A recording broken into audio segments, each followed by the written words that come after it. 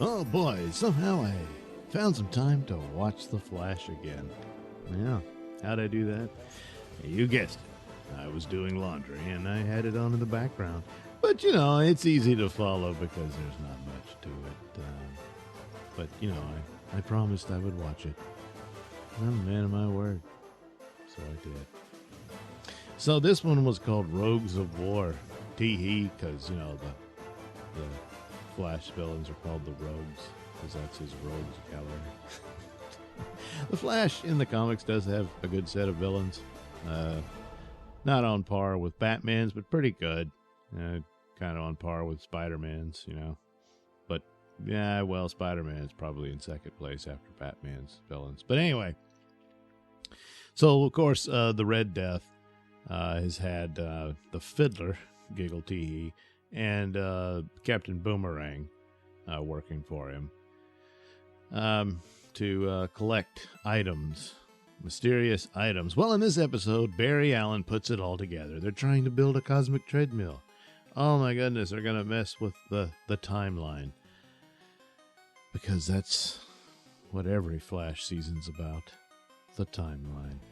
So joining Fiddler, Giggle, and Captain Boomerang is Murmur, a creepy female serial killer from a horror movie.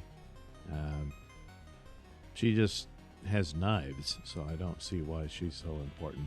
But she has a creepy mask, so there's that. That's something. So anyway, Barry figures out what their next element they'll need. It's in some high security complex. But the military guy in charge of it is a character from a previous episode who doesn't like the Flash or any of the people on Team Flash. I recognized his picture, but I can't remember the show. What that was all about. But it doesn't matter. So what would be the plot for this episode? Well, a heist episode. Yes, Barry's decided he needs to form a team that can steal this piece of equipment before the villains do. So where would he go to get a team to do that? Two other villains, yeah, that makes perfect sense. I was thinking they were going to have like Sue Dibney come in and do this, but I guess they've just dropped all of that. At least we could have had her in her cat suit again. But anyway, no, so he goes to Goldface, the guy with the gold chain and gold whatever. Anyway, it was really odd. They had him scenes shot to make him look giant, and I don't know if they meant that he was standing on, I mean, I'm sure he was standing on a platform, but it's like, and then later he is taller than the other actors, but not that tall. So I don't know, they just did it like that. And so Pied Piper is on board from last episode, and then they go to Killer Frost's old boyfriend. And, of course, hey, they talk him into it even after Pied Piper insults him and everything.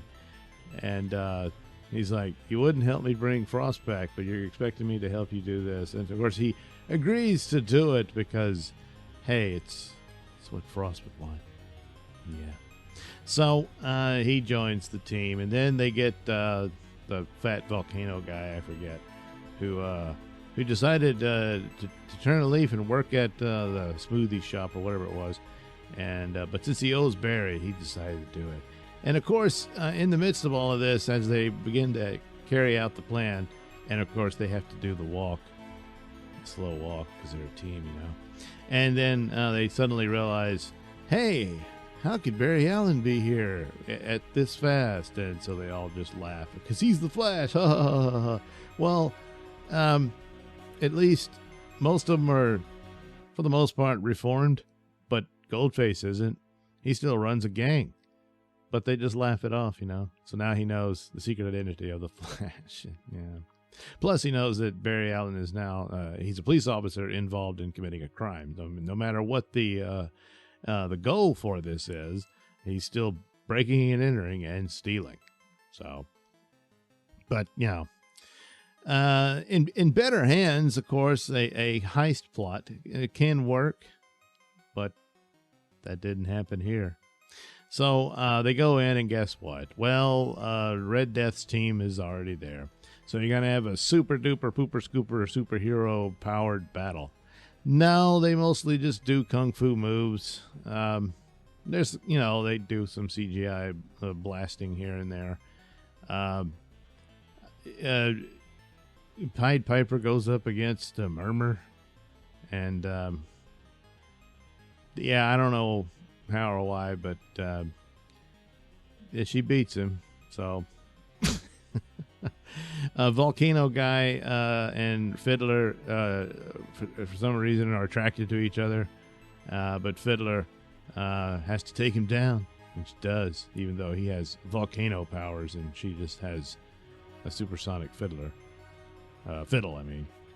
Yeah. Anyway, of course she wins, Then the Flash, who the hell fought him? I can't even remember. Well, anyway, in the end, Frost's boyfriend switches sides because he figures Barry betrayed him or whatever, so he goes to this other team he knows nothing about, when in the hopes that they would help him change time so that Frost can come back to life. But he's told he's gonna have to wait, and he's like, "What? That wasn't the deal." But then Red Death shows up, and he's like, "I don't even know who you are." And she pulls her mask off and reveals she's Batwoman. And the way they shot it, Frost's boyfriend, whatever his name is, I forget, he's like crouching down and scared to death of her. It's like, why? And it's the Red Death.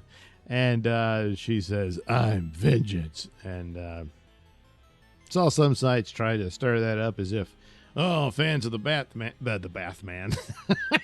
fans of the Batman are upset that they mentioned it and stole his line. No, they're not. No one even noticed. You just please acknowledge that there is a Flash show still. So that's that. It was a sloppy mess, and that's about it. Oh, but the Red Death did show up to beat up on the Flash. That's right. How did I forget that? And so he sees, so he thinks it was, Thawne at first, but then he sees, it's not. I don't know who this is. And he saw the bat symbol on there. So they're beginning to realize, this has got something to do with, well, not Batman anymore. No, it only has something to do with Batwoman.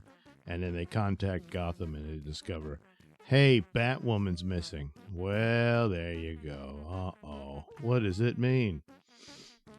Well, she's turned into the Red Death. But going by the comic book version, which was the Red Death was Batman, but an alternate universe Batman.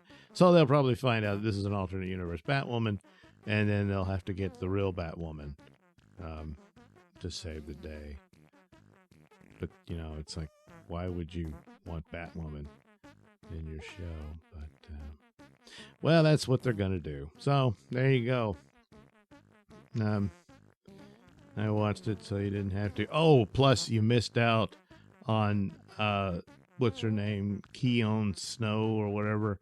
Who, with, a better story for that would have just been they merged the two personalities so they can just drop that whole idiot thing of Caitlin and Frost being two different people.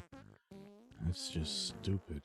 And so now they could be one and the same, and then Frost's boyfriend would have to just get to know the new merged Caitlin. Yeah, that would make too much sense. So they were stupid. They never should have done the split personality thing. It was just stupid. It's not the comic book material, and okay, whatever, doesn't matter. But it's despite having been apparently with this Keon Snow woman who was literally born yesterday, but she's giving romance advice to Allegra, who, granted, is pretty stupid, but she's all nervous about her feelings for Chester, and Chester's lost.